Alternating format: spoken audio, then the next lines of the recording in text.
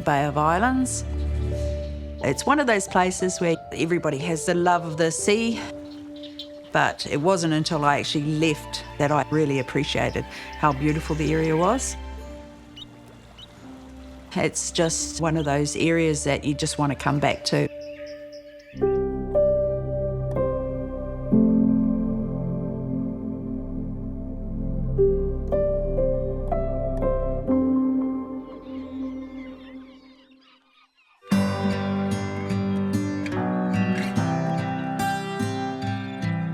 Pēwhairangi, or the Bay of Islands, a subtropical paradise made up of 144 islands. The golden beaches, secluded coves, and abundant underwater life are just some of the reasons this area is one of the most popular tourist destinations in the country. But while it's the ultimate holiday destination for some, to me, it's home. There's no other place I'd rather be than right here. I moved up from Te Kaha back in 2000. I was still at high school. And my dad's a cop, so he got a job up here. Followed him up here and found my girlfriend, who's now my wife, 5 kids later. The Bay of Islands is made up of 260 square kilometres of tranquil bays and dramatic coastlines. And situated on the east coast of the Far North District, 60 k's northwest of Whangarei. With such epic shorelines, it's easy to see why this area is known as an adventurer's paradise. The reason why I decided to work on a boat was your accommodation's paid for, your food's paid for, and you don't get any mail, so therefore no bills.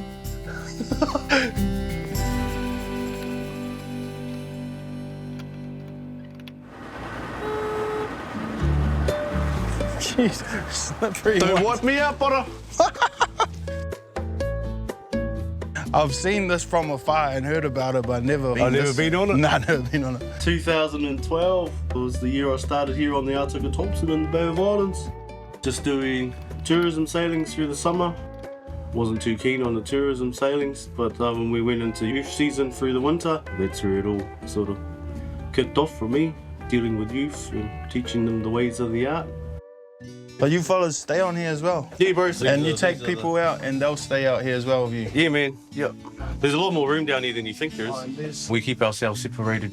Yeah. Because it's, you know, when you want to shut off, you got to shut off. So. Yeah. And when you're carrying kids, bro, they don't shut up, so. When you take your kids out sailing, a lot of them haven't even been out on a boat, let alone out for a week. Sort of day 3, day 4, you just watch this little like spark in their eye start up, you know? Yeah, hoist away. Oh, she's doing all the work, mate. Just away. Oh, okay. There we go.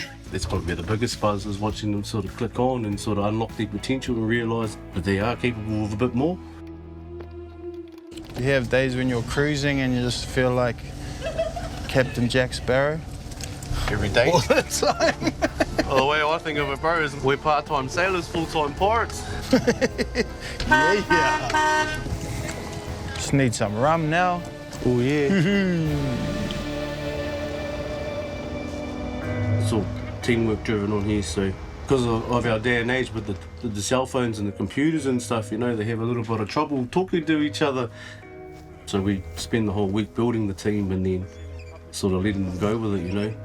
With the ultimate goal of getting them to sail the ship home by themselves, and we just sort of kick back, drink coffee. Oh, scary. How long those ones been with you fellas?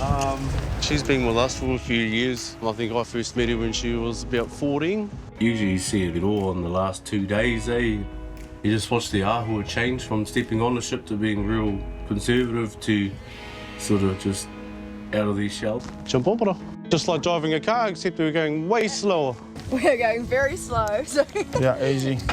Does start going that way. Right, now you can yell out partial foresail, partial jibs. Partial foresail, partial jibs. That's it. Cheer! Job Cheer, done. my guys! There are future leaders, man. That's pretty much the nuts and bolts of it. I like unwrapping kids' cotton balls because they've all been wrapped up in cotton balls all their life. So you get to unwrap them a little bit and then they sort of freak out for a little bit and then you watch them sort of like, this is me.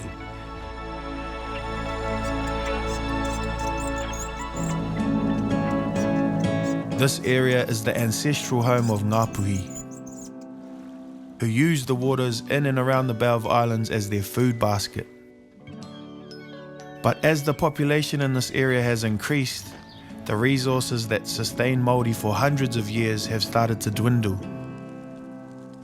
There's a lot of people moving out of the cities and moving to small towns. A lot of people moving up north, diving all around here. Straight down there where that boat's coming through, that was our scallop bed right down there.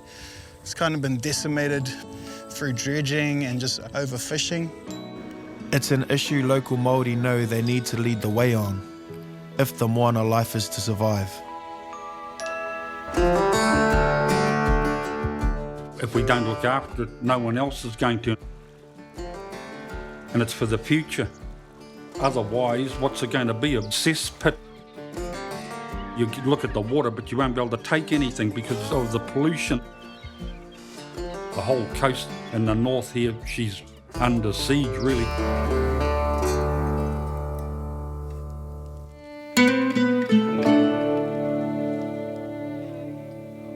I suppose a good place to start would be how long you've been here. Born and bred, haven't been away, really.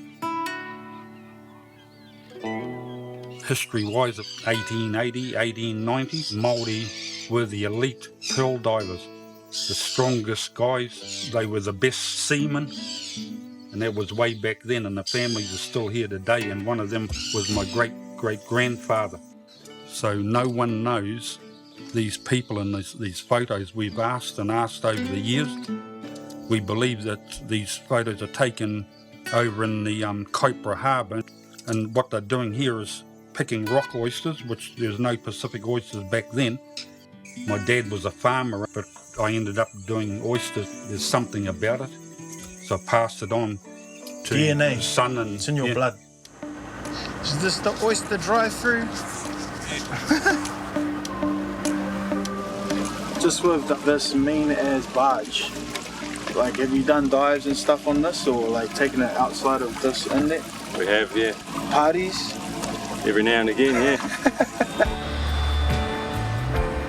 I've never seen an oyster farm up close, mate. Looks like some science fiction stuff.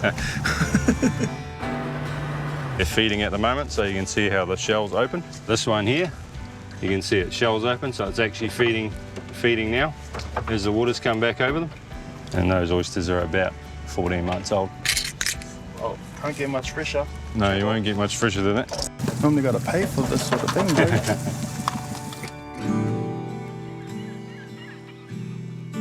Like obviously around here, it gets a hiding in the way of seafood. So I've been harping on for years about the rahui, but I couldn't do it on my own. So the four Māoris got involved, and 3 years ago they put the rahui on, starting in September, finish at the end of December. And just sitting here looking at all the small fish and that, I'm convinced that it's working. So we've had big input to try and keep the water as clean as we can for the future. It's not just because I'm an oyster farm. I've got two hats. There's one over here, commercial, and Māori over here. Can you show me how to shuck it properly? There's the hinge. Yep. The rock oyster, you always went in there. Pacific oysters. Straight in there, eh? Then the mussel on top. Just leave her up. After kina, this is my second favourite food in the entire world. You don't get sick of oysters. We've always eaten them because we work on them every day. And like I say, if you want to eat them, they're right there. That for me? Yep, that's yours. This is the only real reason I wanted to come here. Do you enjoy it? I do. That's why I'm still here. And I'll sit here with my boots on and a loudspeaker or a rocking chair or whatever.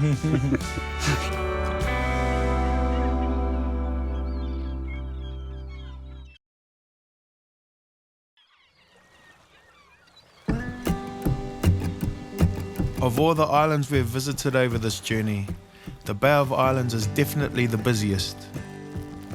With its mild climate and endless beaches, it's a bit of a tourist mecca. But yeah, they're water people.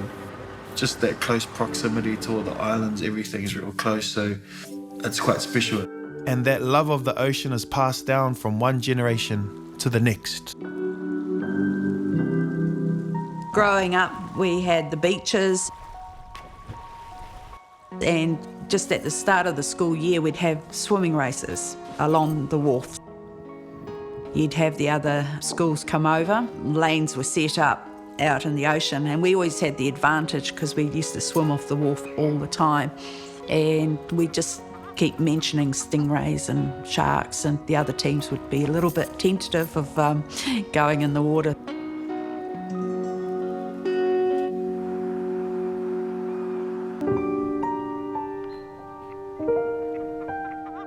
Mum was a Shropshire lass and Dad was from Devon, and they sailed out here after the war in 1952.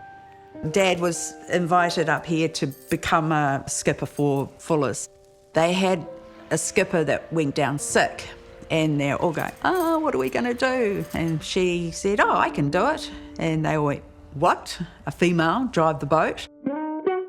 First commercial female skipper on the passenger ferry in Russell. And that was probably in 1967. My mum was very well known up here. She actually paved the way for a lot of female skippers up here. Hey, Hello. how's it going?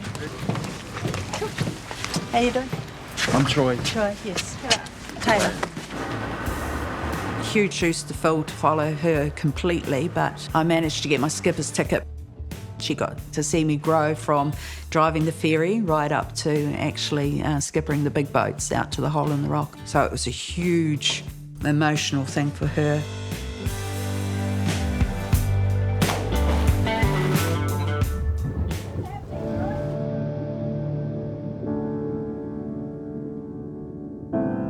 And she was like 3.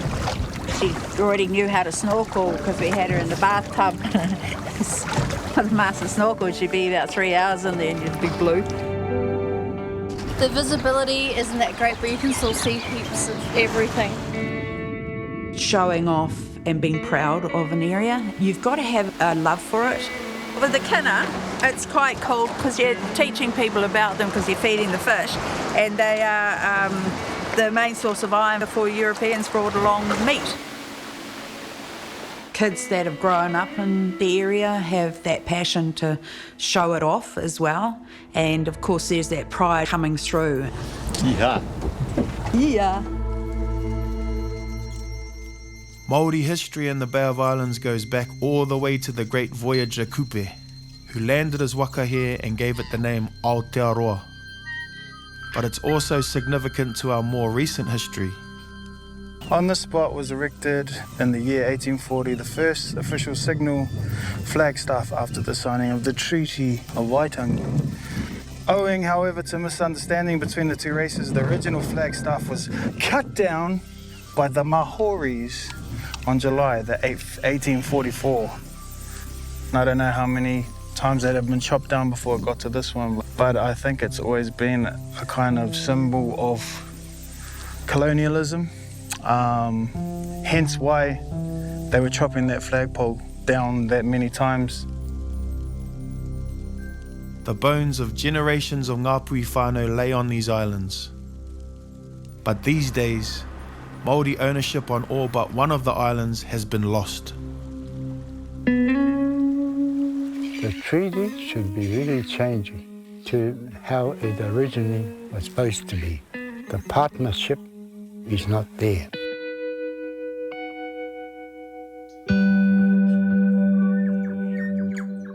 Probably somewhere to start is this place that we're at now, what does that mean to you? My name is Moka Kangamata Puru. I was named after my tipuna that was here in those early years, the son of Tiritia. And I suppose I carry the same wairua he had, because for the last 11 years we've been fighting the Crown for our rights here. I didn't worry about the treaty until I got married. My mother-in-law was a big land protester, Whina Cooper, and that's That's how... your mother-in-law? Mm. Holy heck. And that's how I got involved. When I was young and stupid and all that, and I went to stay with her. She talked about the land issues. She changed my whole life. There's a reason why they call this place Bay of Islands, because there's a shitload of islands. Grew up in Rafti, and Urupuru Island was the nearest shop. So we used to row across it. The first chap that was here was a sword fisherman, and then he built the shop around himself. All the weighing in of these sword fishers came into this bay. They're coming in, they weigh up, and next we see them going out. And I said, oh, there they go, they're going to dump. They dump them. So we row out and pick it up. It's bloody steep. Should have wore better shoes than gumboots, I think. Growing up as a boy, we were happy here. We didn't know anything else, only what you had around you. The whole place was full of food. I mean, you had to be lazy to starve. We've come up this hill here, and I feel like your joints are probably better than mine. But why did we come up this far? The last time I came up here, they had big signs up here where my ancestors were buried. Are you fighting for this place at the moment? Yeah, we're still going through our claims. We're waiting for the tribunal's report. And we've asked the judge, he said, oh, it shouldn't be too long now, it shouldn't be too long. But we'll be all dead by the time it never comes out. Somewhere along the line, our young people will have to find a way of getting that done. They got the education now to do it. So it's up to them. Well, they used to have sheep on this island. But everybody wants to come back here and get buried. Everyone wants to be here now. It's the cool thing to be on Urupuru. Maybe that's the only way to get it back. Just Start burying bringing your bones back over on here. the island. I haven't had that exercise for a long time. No, that's your exercise for the year. Have a rest.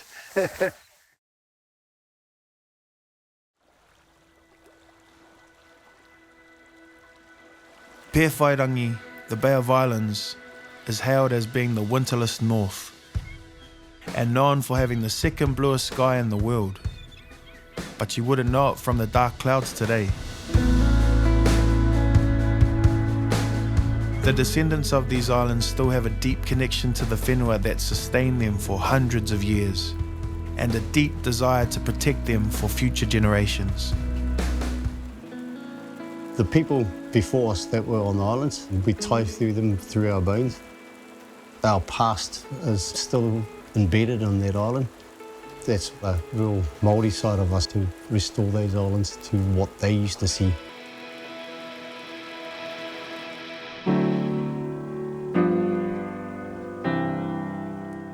I belong to the islands, I think. Always with that connection to them. Probably be hard to break me away from it. And how long you been living up in this area? I've been up here most of my life. I was young when we first came up from South Island. Sort of got connected with those islands straight away and never forgot it and never turned back. So every trap system that we've got on the islands at the moment, they're all with the humane kill trap in it. So it's just baited with a standard chuki egg with a bit of peanut butter on the top. What are your many jobs that you do around the place? I do have many jobs around the islands and on the mainland. I mean, I am the local fire chief. Another one is as a kaitiaki for Ngāti Kota for the fisheries side. I mean, all my jobs all tie in together as being one of the kaitiaki for Rafti. Biggest ones that I've got is the pest control. Is there any ecosystem that needs a rat? There was one question if we were to bring back the kiori. And we all said no, even though that we knew that was native. Who cares? It's still a rat. Definitely the improvement on the islands is a bonus. You walk around every day, You can hear the difference and see the difference with trees growing, birds chirping that you've never heard here in the Bay of Islands before. Can you tell me some of the buzziest things you've found in your travels? Being on the islands and being involved with the islands gives you a lot of historical history. There's archaeology right across the islands. So if we find koiwi on the island, we get involved in it with the local dock officers and Heritage New Zealand, and we remove it from the places that it's been exposed from and take it to places where it's going to be at peace. Yeah. And then we pick up a lot of tonga with the miles and miles that we walk every year. Yeah, these are a lot of the stones that we've found around the islands and some on the mainland. Do you think there's greenstones from down the line, or? That's the part of the mission for me, is to find out each stone, what it is, where it may have come from and who may have brought it here. I'd love to get the chance to restore a couple of those past sites to the original state. So putting up all the palisades and carvings, all the housing back on it, and have people walk over those sites, giving them the acknowledgement of what was there, some little snapshot into the past. Giving back to what's been taken, I care about it a lot, because it's been passed on through my family as caretakers for those islands in Kaitiaki. It's just something that you just carry on. And that connection back to Māori history seems to be a driving theme here in Pēwhairangi. As we go out here, you've got those two islands here. This one here is part of the homeland. And while the memory of being forced off the island is still relatively fresh in colonial terms, local hapu are still doing everything they can to protect this whenua. We had a house here. We had everything we wanted. We as a whānau didn't want to sell. One American multi-millionaire came out and offered £12,000 for a small island, and that's how they got the variations. Because of $12,000 rates, it went up, it rocketed 1,000%. For us, your valuation would have made it uneconomic. You couldn't have survived. That's how they got it.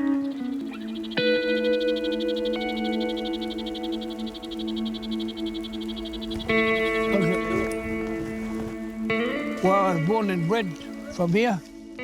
All as you see up here were all gardens. And this place was full of fish. You can get crayfish just out the point here. They were everywhere. So this is actually where we do our wānanga for the biodiversity. When did you start these wānanga? How long has it been going for? On this island, they started at the start of winter. Okay. But it all starts with a kōrero on the red muki. Spear fishermen, they all go after the red muki because it comes right up to you, hey, easy target. But the great thing about the red muki is when you are repatriating or trying to re-diversify a reef, they're essential to their kaka. When they drop their kaka on the huarahi, it is the vegetation that they have processed that now takes. So it is. We should really not be taking those for that reason. Just that is the very first story that I tell. Everyone wants to go see the red muki now. But what they actually get to see is the devastation of this island. You heard Matu, how he spoke about how beautiful it was, how plentiful it was with the kai. But then I go show them now how it is, and it's just kind of barrens. There is an understanding of photosynthesis that our young ones get to learn, because in the moana, the undoing of the devastation is to encourage the photosynthesis to work better. That actually encourages our kaimoana to spawn. The land and the sea work together. It's like a circle. What you take out, you must put back. And you must look after your whenua. A lot of guys can't get their head around it. You know, they think you live for today and forget tomorrow. You don't. You gotta think. You live a legacy, not a liability. That's what it's all about. Hopefully we have a better tomorrow now for our mokupunas.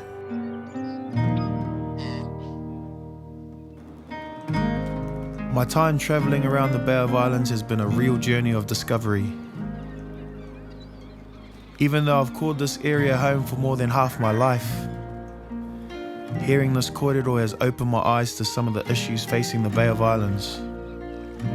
How these guys live, I think of it as true Māori out here. And it's good to know that these fellas out here are the kaitiaki of the Bay of Islands, making sure everything was going good on the islands.